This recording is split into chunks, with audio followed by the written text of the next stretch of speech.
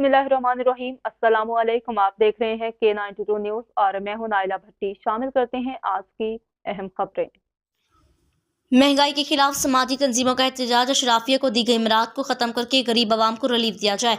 Karachi press club पर NGO federation के एहतजाज में समाजी तंजीमों के नुमाइंदों की शिरकत। पाकिस्तान में मुसलसल बढ़ती हुई कमर और महंगाई ने हर शख्स की परेशानी में इजाफा कर दिया। आम आदमी का रोज जिस्म का रिश्ता बरकरार रखना मुश्किल होता जा रहा है।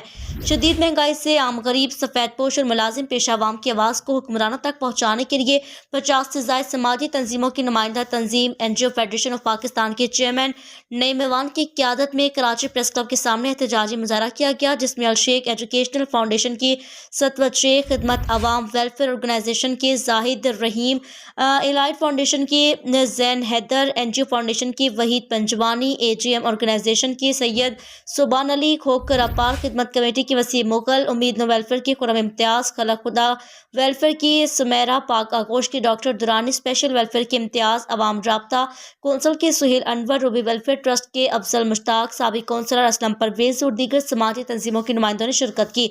मुकर्रीन ने हुकूमत से मुतालबा किया कि महंगाई से पिसने वाले गरीब आवाम को फौरी रिलीफ देने के लिए इकदाम करे।